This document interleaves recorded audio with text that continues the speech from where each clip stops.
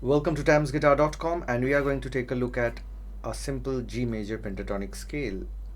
We'll do the first shape and I'll share with you some ideas how you can practice rather than just mindlessly going up and down the neck. So there's nothing wrong in it, but we'll try to dive deep into this shape sort of, so that eventually you get a lot of improvisational ideas. And right from the beginning, if you're a beginner, if you try to explore the scale using these ideas, I'm sure it's going to help you a lot.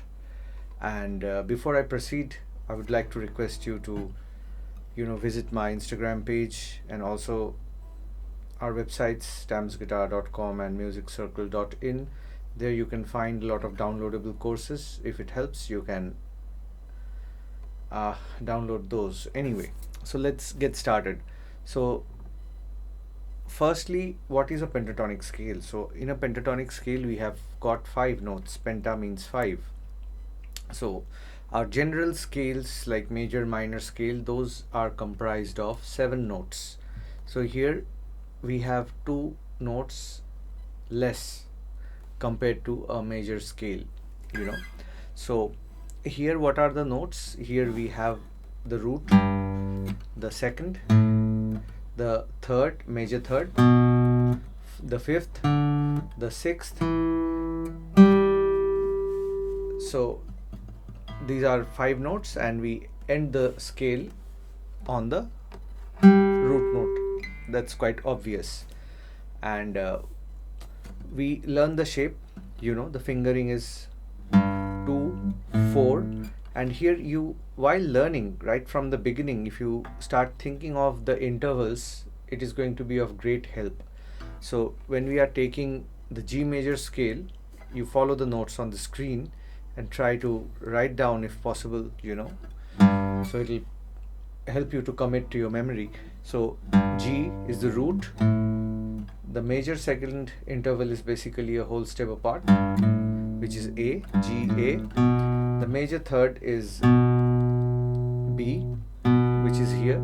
So 2, 4, 1, then 4. So this is D. D is the fifth of G. 1, 5, 1,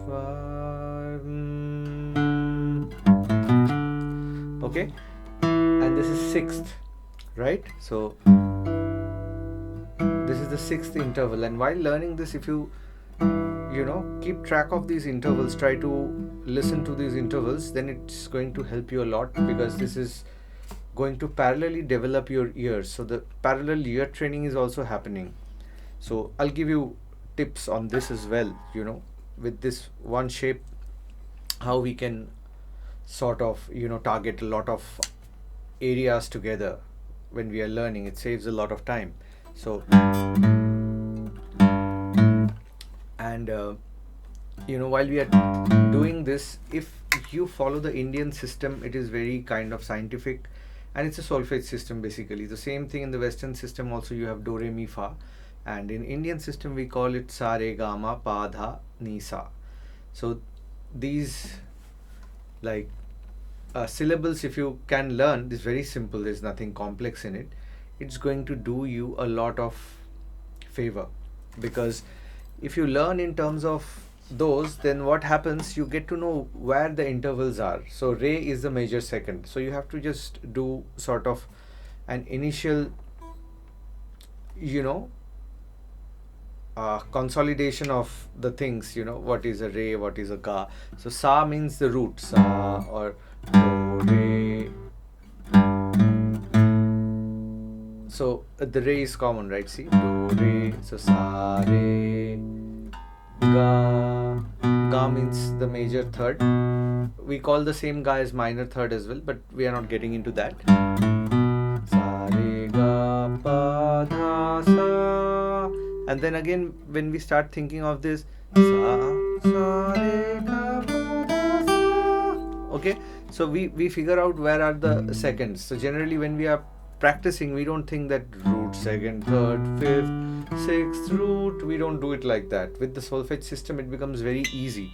So once you start, visualizing that you have a re or the second here, and then again the re or the second here, so the fretboard actually starts opening up, and also it opens up your ears, where you know that if this is your sa re, see, you won't have to sing in perfect pitch, but somewhat close will do. So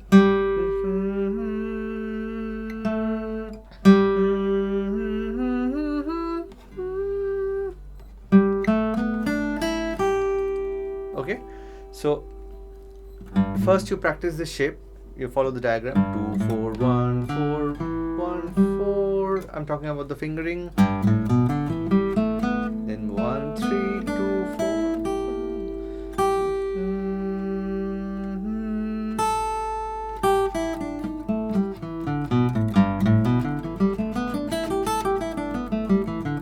So we get caught up with this while practicing as a beginner. I wasted a lot of time. I'm relearning the guitar and I'm trying to share with you what I'm doing myself.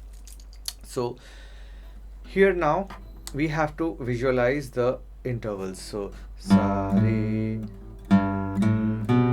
or if you don't want to use these syllables, you just think of 1 2 3 1 2 3 5 1 2 3 5 6 sa dha sa dha. It's very easy, it commits to your memory if you practice it for some time. These intervals also you can figure out. So first you go up and down the neck, practice for a couple of days, but keep in mind that you are calling out these notes. I'm not talking about G, A, B, because the moment you go to another scale, this G, A thing will change. So this is going to be of no use. But if you learn the intervals relative to the position, the intervals doesn't change, So 1 2 3 5 6 1.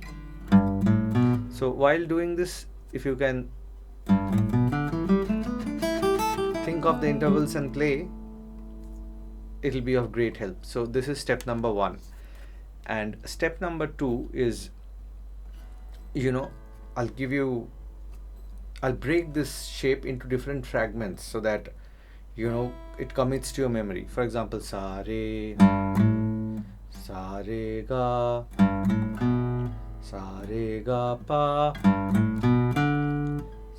re ga pa dha. Okay, so 1 2. First you start with 1 2. So basically I'm adding one note and again starting from the root note. So it's G A, G A B, G A B D, G A B D E, G A B D E G. Okay, so it's a beautiful idea. Sorry.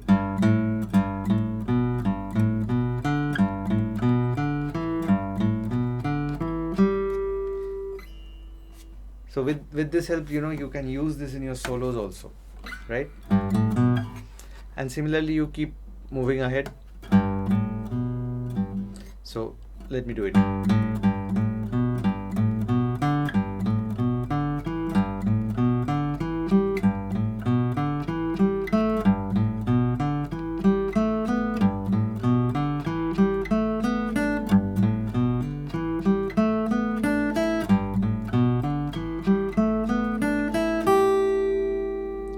So gradually practice and you do the reverse also, this ascending and you do the descending as well. So this is one idea. It will take you quite some time, and if you sing and play the notes gradually, the ears will be trained eventually. Let us do something. We play 1 2 and we always come back to the root. Sa re sa, sa re ga sa.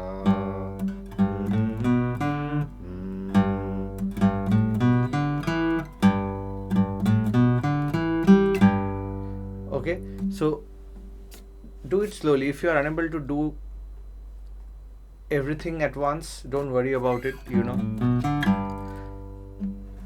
start with So these can eventually turn out into different riffs, you know.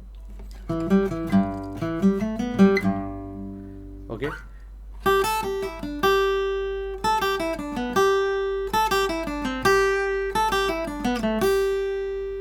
Okay.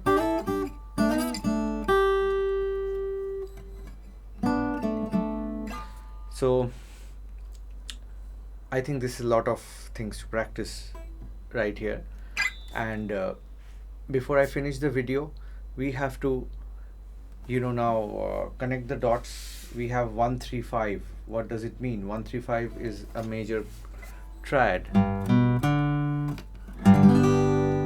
So in this shape, you start, you know, thinking of the chord shape. So I again don't want you to get stuck with the shape because it's very easy. So here I want you to understand the intervals. So here if we just play those individual notes rather than holding a chord, instead of this, if I do this,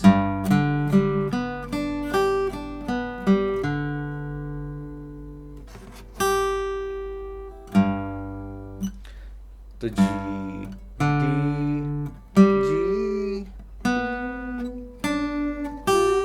so it's 1 5 1 3 5 1, sorry. So try to do it separately. So it's just an exercise to break away from the shape. It is, these fingering might not be a logical fingering, or you might not even use while soloing or playing chords. You can just play with one finger as well. Okay, just to understand this. So I think I should stop this. And also, you know, one more thing, you know, here you can do a good triad practice as well. For example, you take 3 notes. So this is not a triad, this is a power chord basically. And here you get a triad.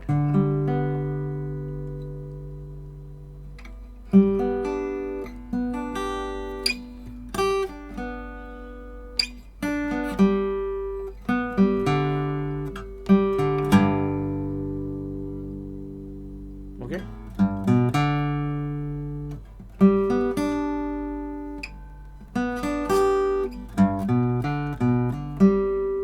So here you can consider this B note as well. So it will open up opportunities while soloing, because when we are playing a bar chord or any chord, we cannot take multiple notes on one string. So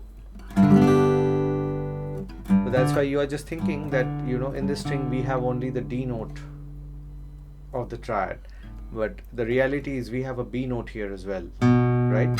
So 1 3 5 3 5 1 5 1 3 1 3 5, then again 3 5 1.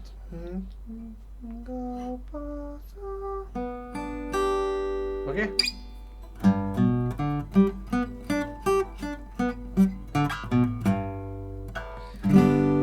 So happy practicing the pentatonic scale. And if you are not aware of the major third and these basic scale theory, then I would highly recommend that you check out my course, Basic Theory. It is available at musiccircle.in. I'll just link the website link in the description. Okay, so thanks for watching, and I'll see you soon again.